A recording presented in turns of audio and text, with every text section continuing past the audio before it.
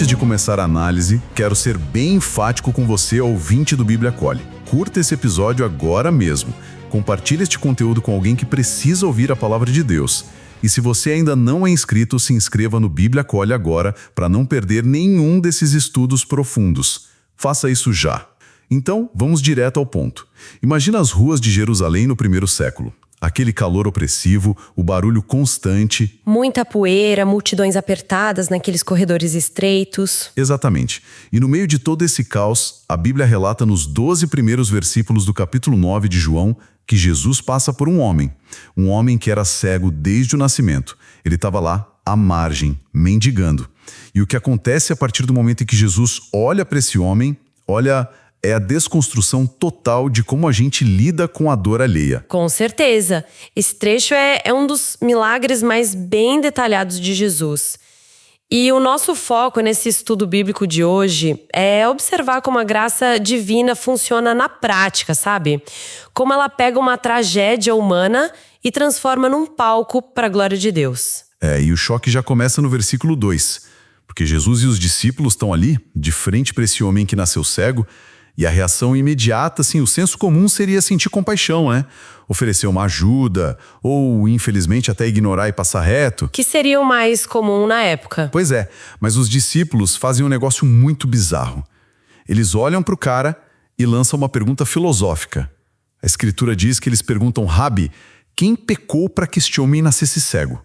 Ele ou seus pais? Nossa, é de uma insensibilidade brutal. É quase cruel. Eles estão agindo como, detetives espirituais, sabe?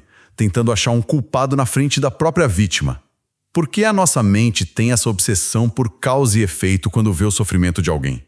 Olha, isso expõe muito da psicologia humana, mas também estava muito enraizado na teologia da época. A Bíblia mostra que havia uma mentalidade fortíssima de retribuição imediata. A lógica era tipo uma matemática impiedosa, entende? Como assim? Se sofreu, é porque mereceu. Exato. Se Deus é justo e o universo tem regras, então o sofrimento não é aleatório. Se tem dor, teve pecado. É só lembrar do Antigo Testamento, lá no livro de Jó. Os amigos de Jó passam capítulos inteiros tentando provar que Jó tinha feito alguma coisa de errado. Sim, tentando achar um pecado oculto para justificar toda aquela tragédia. E no primeiro século, os rabinos debatiam isso a sério. Discutiam se um bebê podia pecar no ventre ou se a culpa dos pais era transferida fisicamente. Caramba! Mas a implicação prática disso é terrível, né? Porque se a pessoa está sofrendo como um castigo divino, então a sociedade não precisa ajudar. É a desculpa perfeita. Se eu ajudo, eu tô interferindo na punição de Deus. E tem mais, funciona como autodefesa para os discípulos. Como assim autodefesa? Pensa bem, se eles conseguem provar que a cegueira é culpa de um pecado específico que o homem ou os pais cometeram, os discípulos ficam aliviados, é só eu não cometer esse mesmo pecado que eu tô seguro. Nossa, faz todo sentido. É a ilusão de controle. Exatamente. Só que, enquanto eles debatem a origem do mal, eles ignoram completamente a pessoa ali na frente deles. Eles transformam a dor de um ser humano num debate teológico estéril. E é aí que o texto bíblico mostra Jesus quebrando esse paradigma no versículo 3. Jesus dá uma resposta que, muda tudo. Ele diz: nem ele pecou, nem os pais dele, mas isso aconteceu para que nele se manifestem as obras de Deus. Essa frase é o coração de tudo. Sim. Porque Jesus não perde tempo discutindo a origem teórica do mal. Ele muda o foco do porquê isso aconteceu para que isso pode ser redimido. Aqui é que fica realmente interessante, porque ele não invalida que existe pecado no mundo, mas recusa usar aquele homem para especulação. Exato. Ele não permite que o sofrimento seja só objeto de estudo. Mas a gente tem que tomar cuidado aqui para não cair numa armadilha, sabe? Que armadilha? De ler o texto bíblico achando que Deus causou a cegueira desse homem de propósito, deixou ele sofrendo a vida toda só pra Jesus curar ele agora e fazer um show? Ah, sim. Tipo um Deus sádico que cria o problema só pra vender a solução. Perfeito, seria uma aberração. O caráter de Deus que a Escritura apresenta não é assim. A soberania de Deus não é sobre criar tragédia de forma cruel, mas sobre pegar essa tragédia do mundo decaído e transformar ela em manifestação de graça. O foco de Jesus ali não é de onde veio a escuridão, é pra onde a luz vai levar. Nossa, isso é poderoso. É trocar o foco da investigação do passado pela redenção no futuro. E logo em seguida, no versículo 4 e 5, Jesus fala de uma urgência. Ele fala que é necessário fazer as obras de Deus enquanto é dia, porque a noite vem. E aí ele declara, enquanto estou no mundo, sou a luz do mundo. É uma urgência escatológica, né? Ele tá apontando que o tempo do ministério terreno dele tá correndo. Essa noite que vem é a cruz que já tá no horizonte. E quando ele diz que é a luz do mundo, ali, de frente para um homem vivendo em trevas literais, ele tá mostrando que a luz precisa agir. As trevas têm que recuar. Tá, mas aí a gente chega no versículo 6 e 7. E aqui eu tenho que dar uma pausa, porque o método que Jesus usa não faz o menor sentido. Se diz a lama, né? Sim, o texto bíblico diz que Jesus acabou de fazer a declaração mais majestosa possível. Eu sou a luz do mundo. E a gente espera que ele dê uma ordem ou fale, veja. A Bíblia mostra que ele criou o universo só com a palavra. Mas aí ele cospe na terra, faz lodo com a saliva, unta os olhos do cara com aquela lama suja e ainda manda ele ir se lavar num tanque longe dali. Por que um método tão confuso? Olha, parece confuso para nós, mas dentro do entendimento bíblico é um ato muito poético. Pensa no livro de Gênesis. Como é que Deus moldou o primeiro homem? Ah, do pó da terra. Exatamente. Aquele homem nasceu cego. Muitos estudiosos apontam que talvez ele nem tivesse os globos oculares formados. Então, quando Jesus cospe no chão e faz o lodo, a Escritura está nos mostrando um novo ato de criação. É o Criador na oficina, sabe? Concedendo algo que nunca existiu naquele corpo, usando a mesma terra do Éden. Caramba, eu nunca tinha feito essa ligação direta de criar o olho ali na hora. Mas e a ordem para ir até o tanque de Siloé? Ele não podia só criar o olho e curar ali mesmo? Por que fazer o cara tatear a cidade toda com lama no rosto? Aí entra a questão da jornada da obediência. A gente é feito de corpo e alma. A Bíblia sempre mostra Deus usando meios físicos, externos, para despertar a nossa fé interior.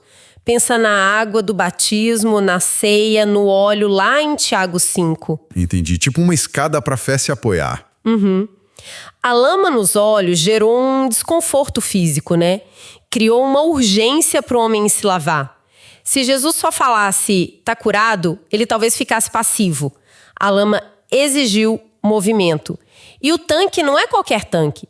O texto bíblico faz questão de traduzir Siloé, que significa enviado. Nossa, Jesus, que é o enviado do Pai, manda o homem para as águas do enviado. Exato. O homem teve que caminhar no escuro, ouvindo os murmúrios da cidade, sustentado só pela palavra daquele que enviou ele. E aí a Bíblia resume tudo de um jeito lindíssimo no final do versículo 7. Foi, lavou-se e voltou vendo. É a glória numa frase curtíssima. Tem comentaristas que dizem que essa frase tem mais majestade que as grandes vitórias dos imperadores romanos. A submissão à voz de Cristo ativou a graça e quebrou uma vida inteira de exclusão. E aí a vida dele muda, mas a confusão da sociedade começa, né? Do versículo 8 ao 12, o cara volta enxergando para a vizinhança e a galera que via ele todo dia mendigando simplesmente não reconhece o homem. A Bíblia diz que eles ficam perguntando, não é este que ficava pedindo esmolas? Uns dizem que é ele, outros dizem que só se parece com ele. Como assim não reconhecem o vizinho? É que a postura muda tudo, né? Imagina um mendigo cego daquela época, ele ficava encurvado, olhando para baixo, escondido, as pessoas não olhavam no olho dele. Mas agora ele volta com a coluna reta, fazendo contato visual e irradiando luz. A fisionomia de alguém restaurado é outra. A sociedade nunca tinha enxergado o homem de verdade, só enxergavam a cegueira dele. E o humor dessa cena é sensacional, porque enquanto a multidão tá lá debatendo teorias de conspiração se é ele ou um sócia, o homem simplesmente diz, sou eu. É a irrefutabilidade da experiência, né? Contra aquele ceticismo todo, ele não explica nada, só manda real. Pois é. E aí os vizinhos vão para a segunda pergunta. Como foram abertos os seus olhos? Já que tiveram que aceitar que é ele, querem entender a mecânica. Porque aceitar o milagre sem questionar seria aceitar o poder de Jesus e isso incomodava. E a resposta do Essego é incrível, porque a Bíblia mostra que ele não tinha todas as respostas teológicas. Sim, ele fala, o homem chamado Jesus fez lama, passou nos meus olhos. Ele só relata os fatos. Exato, ele não usa jargão religioso, não diz o Messias encarnado me curou. A progressão da fé dele está no começo, ele só narra o que viveu. E a Escritura ensina, através disso, que a verdade vivida, assim, nua e crua, é o argumento mais contundente que existe. Ninguém pode refutar um testemunho real. E eles insistem. A terceira pergunta que o texto bíblico relata no versículo 12 é: onde está ele? E a honestidade do cara ataca de novo, ele responde, não sei. É muito libertador ver que você não precisa ter todas as respostas do universo para validar a transformação que Cristo fez na sua vida. Sem dúvida, a obra que Cristo fez fala por si só. E para fechar essa análise, dentro desse trecho que a gente leu, tem uma reflexão espiritual muito provocativa aqui. Manda ver. O milagre físico lá no tanque de Siloé, o enviado, é um espelho perfeito da nossa condição humana. A Bíblia ensina que todos nós nascemos com uma cegueira espiritual profunda. E a verdadeira visão, a iluminação espiritual, só acontece quando a gente tem a disposição de obedecer à voz de Cristo. Sair da passividade, né? Isso. Levantar, caminhar para o lugar que Ele nos envia e lavar a nossa velha natureza. O milagre não é só sobre voltar a enxergar as cores do mundo. É sobre enxergar quem é Jesus e deixar que essa luz mude completamente a forma como a gente caminha. Perfeito. Uma transformação que não tem como esconder. E agora repito com a mesma ênfase. Não se esqueça de curtir este estudo, compartilhar esta verdade bíblica com seus irmãos e se inscrever no Bíblia Acolhe. Isso fortalece este ministério e nos ajuda a levar a palavra ainda mais longe. Faça isso agora mesmo.